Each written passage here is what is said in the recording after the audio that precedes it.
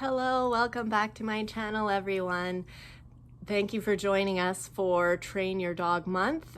This is the second Friday that I'm putting a video out to support National Train Your Dog Month. And this week, we're going to be talking about puppy potty training, because I know a lot of you struggle with this, especially at the beginning, just building that routine, building that consistency, and feeling like maybe you're still getting accidents in the house beyond a reasonable time period.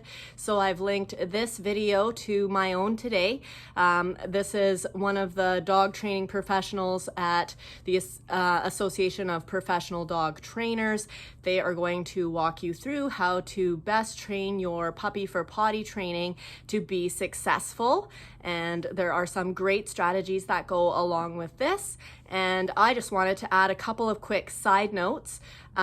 Number one is that here with the Association of Professional Dog Trainers, we do train by something called LIMA. It's abbreviated, or least invasive, minimally aversive methods. So we basically do believe in positive dog training, which discourages yelling at the dog, hitting the dog, and really doing anything that would stress out the dog or be harmful to the dog, because not only is it really negative experience in that moment, but it could also have lasting effects, and it's certainly not good for your bond with your dog as you move forward into the future.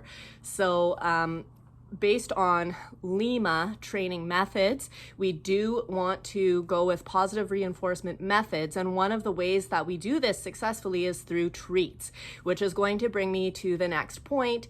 Is I feel like we really seem to push treats, and people don't get a good opportunity to ask questions about that. And I'm sure many of you out there are wondering, like, why is this so treat-based? Maybe you don't necessarily agree with treats, and maybe you're worried that by the time you've given your dog all these treats to positively reinforce a behavior, it's going to be equivalent to like 3 extra meals in the day.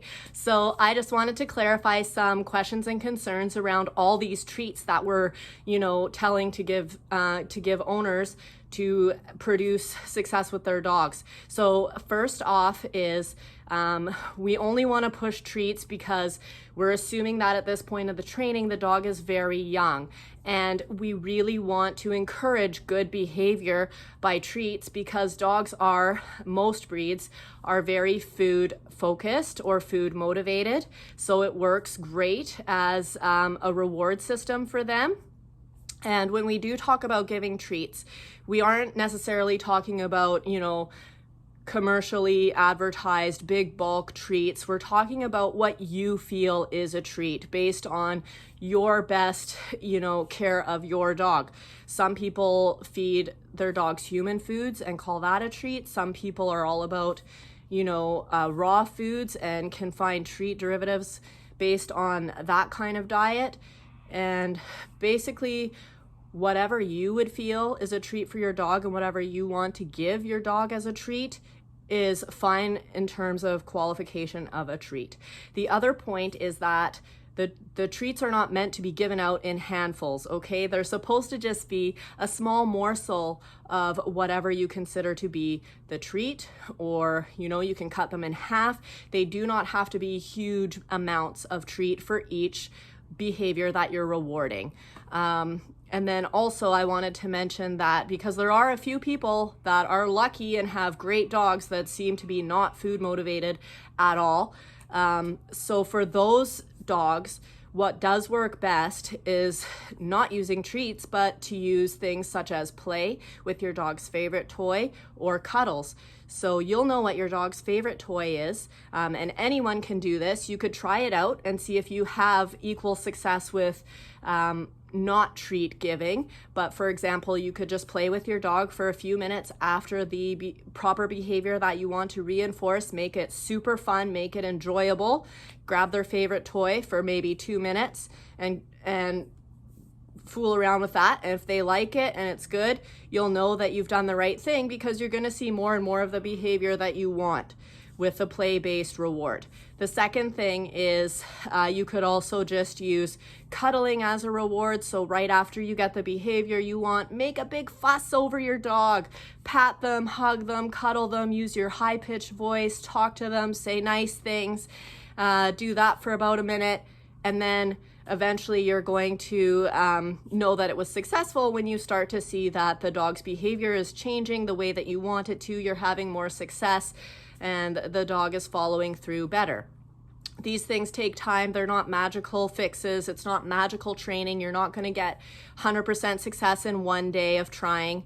And then the other thing I wanted to mention, of whether you're using treats or cuddles or games to reinforce the positive behavior that you want, there's always ways to wean it off, because I know the next question I'm going to get is, do I have to do this for my dog's whole life? And the answer is no. You're not going to be rewarding your dog every time they go potty with treats in 3 years or in 5 years. You're not going to be doing that anymore. You're just doing it right now while puppy is young and while puppy is learning.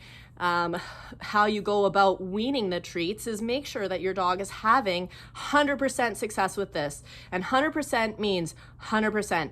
No accidents in the house, not even one, making sure that they're going in the right place and exactly, make sure that you have the routine exactly how you want it, or it's not time to start weaning.